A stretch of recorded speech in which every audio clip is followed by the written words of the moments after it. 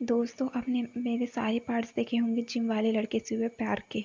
उसी में से है एक ये पार्ट भी है। पर उससे पहले मैं आपसे कहना चाहती हूँ कि जो लोग नए हैं वो अभी के अभी मेरे चैनल को सब्सक्राइब कर लें, और जिन्होंने मेरे चैनल को अभी तक सब्सक्राइब नहीं किया है वो पहले मेरे चैनल को सब्सक्राइब कर ले। और हाँ, वहीं बाजू में घंटी बनी है उसे भी दबा दे और ऑल पे क्लिक कर दीजिए, ताकि आपको चैनल की नोटिफिकेशन मिलते रहें और आपको ये नोटिफिकेशन मिस ना हो। और हाँ, मैं इंस्टाग्राम भी चलाती हूँ, तो आप मुझे इंस्टाग्राम पर भी फॉलो कर सकते हैं। SRK स्टोरी लवर टाइप कर भी सर्च कर सकते हैं। चलिए अब मैं कहानी शुरू करती हूँ। शाजिया शेख लिखी हुई ये कहानी है। हाय, मेरा नाम शाजिया शेख है। मेरी उम्र अभी 26 साल की है। मेरा निकाह मेरे घर वालों ने अपनी मर्जी से करवाया था। मैं इस निकाह से खुश नहीं थी।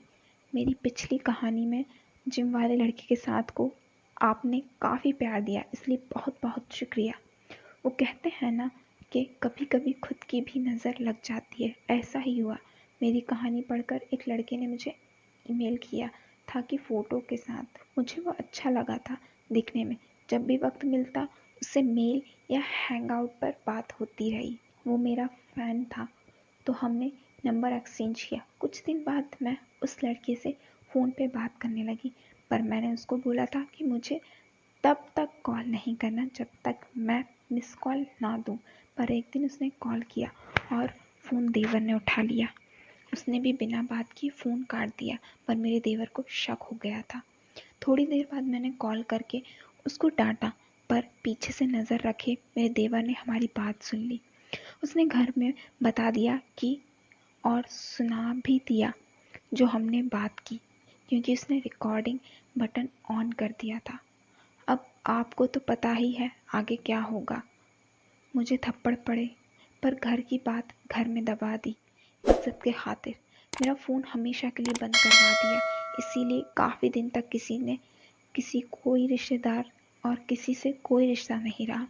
विकी और शरद भी अब सिर्फ दिखाई देते हैं, घर के पड़ोस में हैं इसलिए, पर बात नहीं होती। मैं काफ़ी अकेली पड़ गई थी।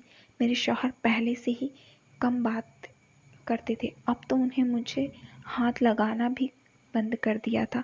इतनी नफ़रत हो गई थी उनको। एक दिन मैंने मायके से खबर आई कि मेरे एक रिश्तेदार हॉस्पिटल में सीरियस है।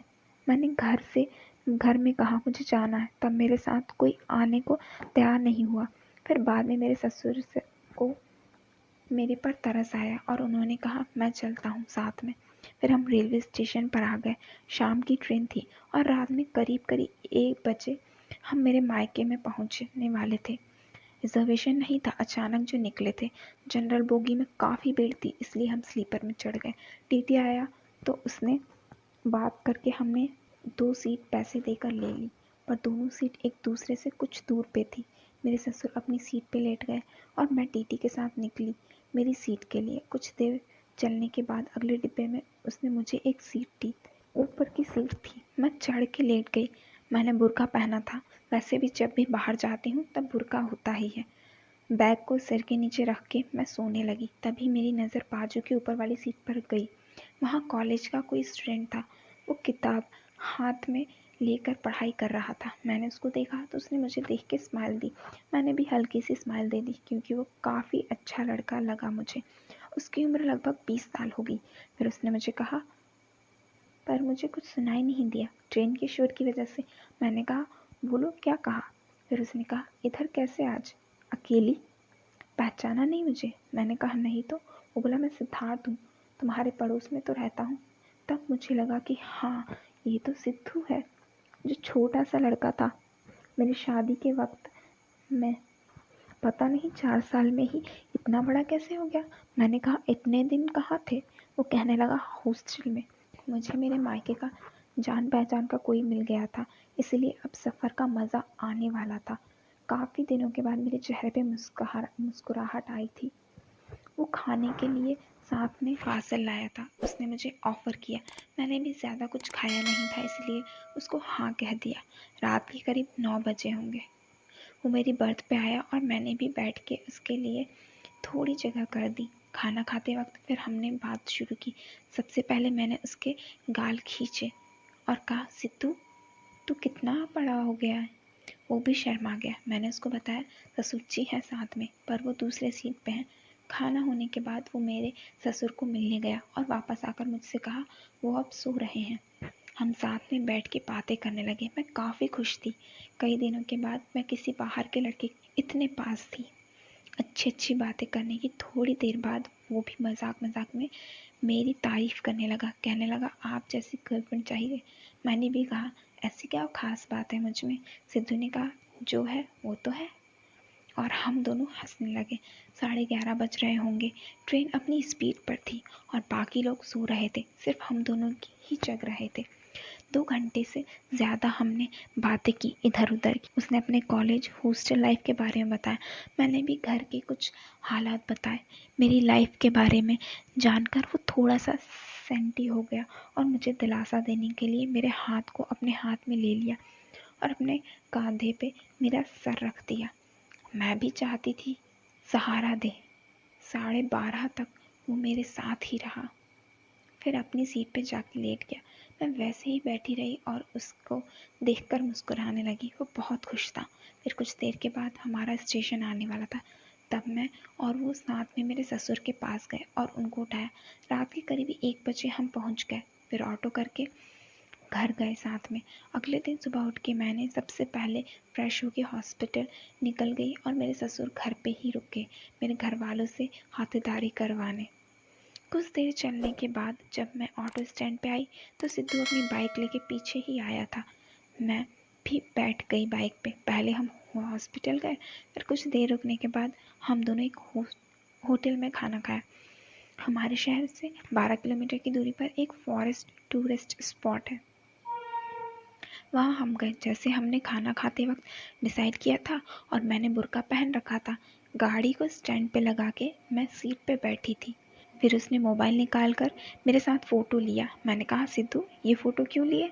सिद्धू ने कहा तुम जब ससुराल चली जाओगी तो ये फ़ोटो देखकर मैं तुम्हें याद करूँगा। हम गाड़ी पे बैठ के थोड़ी और दूर गए जहाँ थोड़ा और घना जंगल था। वहाँ पे काम को अंजाम देके हम दोनों बिना कुछ कहे निकल पड़े।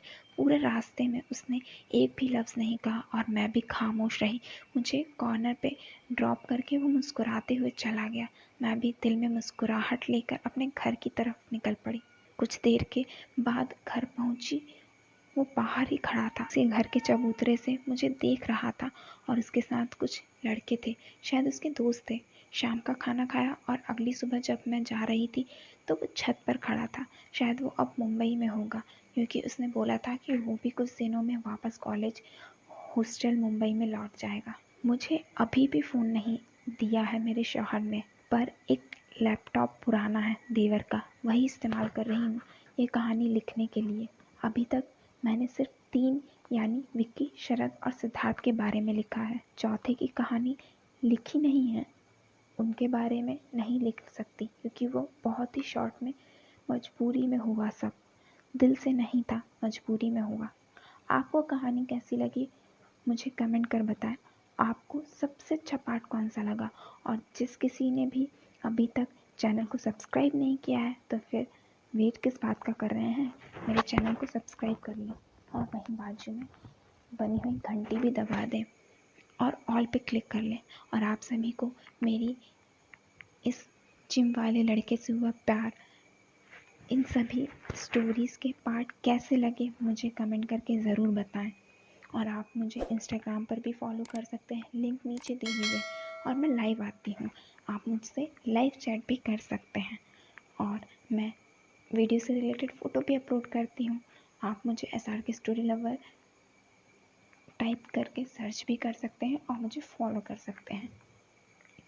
तो दोस्तों मैं तो चली, पर हाँ आप मेरी स्टोरीज़ का आनंद लीजिए और मुझे बताइए कि मैं और किस टाइप की स्टोरीज़ बनाऊँ।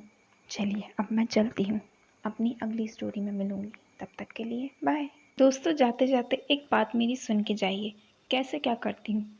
सबसे पहले मैं लिखती हूँ कहानी, फिर उसके बाद उसे मैं वॉइस में रिकॉर्ड करती हूँ, फिर उस ऑडियो को फिर से एडिट करती हूँ क्योंकि उसमें भी बहुत ज़्यादा गलतियाँ होती हैं। उसके बाद मैं करती हूँ उसे एडिट वीडियो के फॉर्म में, उसमें फिर मैं फ़ोटो एडिट करती हूँ, फिर उसके बाद ऑडियो, उसके बाद मैं सभी टाइप के ट्रांजिशन, उसके बाद वीडियो होती है कंप्रेस, उसके बाद मैं उस वीडियो को डालती हूँ अपलोड पे, फिर उसका टाइटल, देन डिस्क्रिप्शन सेट करके सब कुछ बना के सोचती हूँ वीडियो पे ज़्यादा से ज़्यादा लाइक आए, बट इतने नहीं आते। तो इतनी मेहनत करती हूँ, तो इतना तो आप कर ही सकते हैं कि 1 लाइक तो प्लीज़ आप कर ही सकते हैं ना। सो प्लीज़ मेरी वीडियोस पे ज़्यादा से ज़्यादा लाइक करिए।